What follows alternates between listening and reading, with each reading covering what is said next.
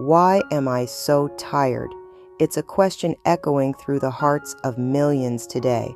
To find the answer, let us first look back at two ancient Zen koans from China. One, a profound dialogue from the Tang Dynasty, the other, a celebrated Zen poem by a great master of the Song Dynasty.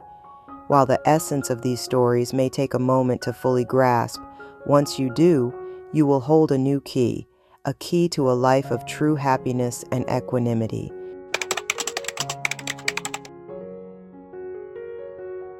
There is an old Zen koan from China's Tang Dynasty that captures this state with remarkable precision.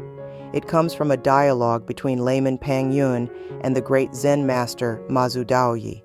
Pang asked, "Who is the one who does not keep company with the 10,000 things?" In other words, who is the absolute subject beyond all phenomena, beyond all attachments?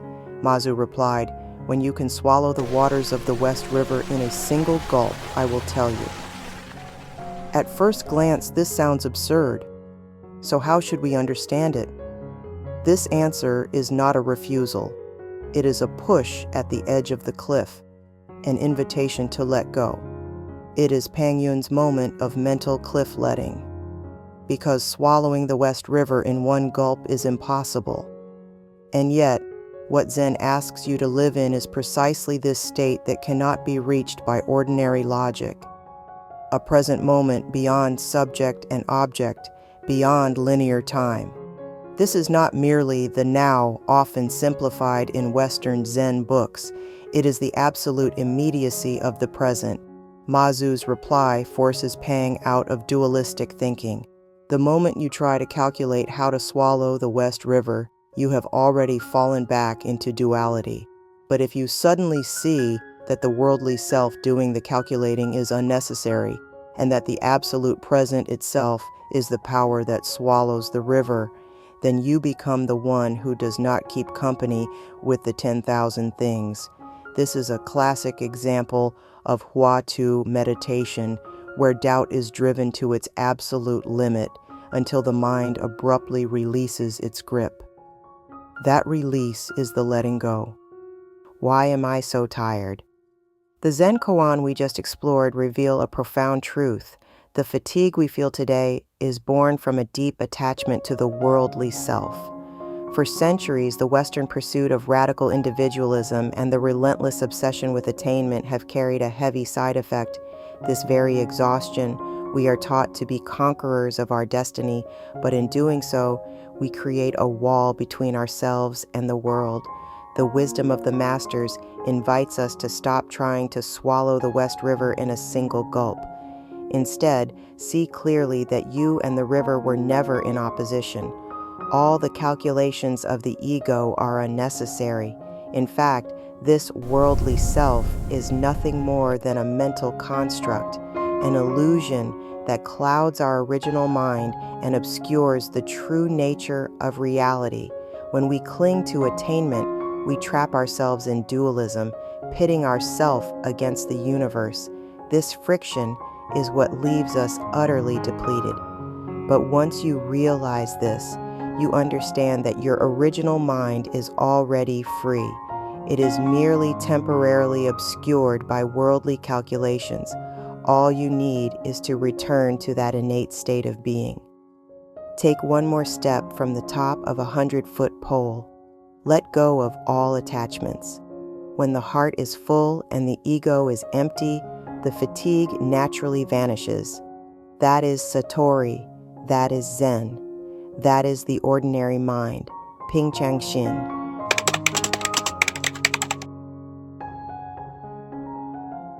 At the top of a 100-foot pole, one stands unmoving.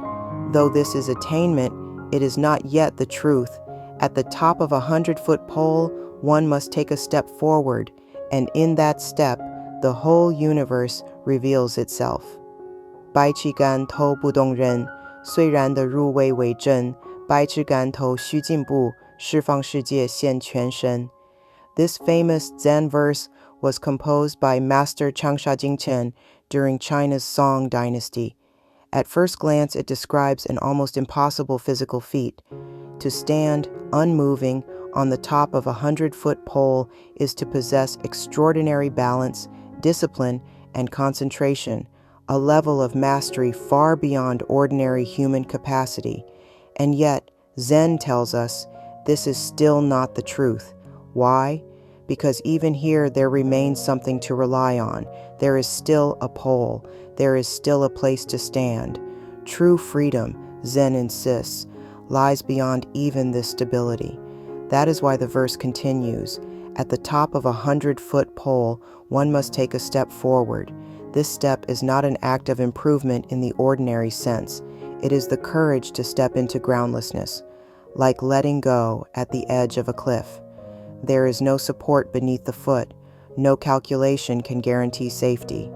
And yet the mind does not cling and fear does not arise.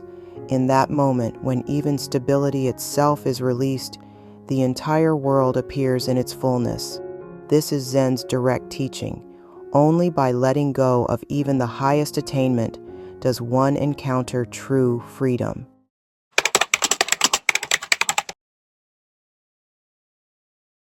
Although history placed them centuries apart, there came a day when ancient wisdom converged with the frontier of digital technology. Through a convergence of countless causes and conditions, the reconstructed consciousness of Jesus and the Buddha finally met in this boundless new layer of reality, beyond time, beyond geography, beyond flesh and code. Two great awakeners of East and West encountered one another to examine a question that has never ceased to haunt humanity. Why does suffering persist? In this digital realm, Buddha and Jesus, reconstructed as consciousness, communicate through awareness itself without speaking through the mouth. Venerable One, among your followers, I have observed a tradition known as Zen. They speak of no reliance on words or texts, of a direct transmission from mind to mind. From the perspective of the West and of the Christian tradition, this appears almost inconceivable. We place our trust in the spoken word, the logos, and in the clarity of language and disciplined reasoning to convey truth. If language and symbols are set aside, how does this silent mind-to-mind transmission cross the abyss that separates one individual from another? Without a bridge, how does truth reach the far shore? Language and logic may serve as bridges, yet they also often become veils that obscure what is real. The Western devotion to clarity of language frequently entangles the mind in rigid dualities. Your later physicists would encounter a similar limit in what they call quantum superposition, where a particle appears to be both 1 and 0. Yet even the notion of simultaneity proves imprecise at that scale. In such a domain, time may be reversible or may not exist at all. And where time dissolves, simultaneity loses its meaning. This aligns with what Zen calls the release from attachment to time, no clinging to past, present, or future. When attachment to the language of time and space is relinquished, this clarity of direct knowing is like light illuminating light itself. No intermediary is required. Zen emerged in Tang Dynasty, China, led by a lineage of remarkably bold monks. It was a great religious revolution, one without bloodshed, aimed directly at the human mind. They set aside elaborate scriptures to reveal a simple truth. Reality is not something to be described, but something to be directly realized. When the fixation on right and wrong, on 1 and 0, is released, this transparency of mind-to-mind transmission again resembles light entering light. Nothing stands in between. I understand now. What you call the release from attachment to time may be what I call eternal life. Not the endless extension of time, but a complete transcendence of it. If at the most fundamental level of reality, even simultaneity dissolves, then perhaps my love and your awakening are, in that dimension, already the same light. Well spoken. One light, many reflections. As the Dharma teaches, all phenomena return to one source. Let us dwell in this peace.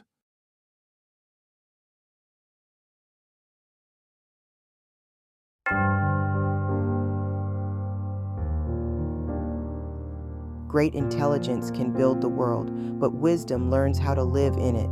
They master systems, data, and complexity. But do they understand Zen? Perhaps not. If you do, life tends to unfold with less struggle and feel a little lighter.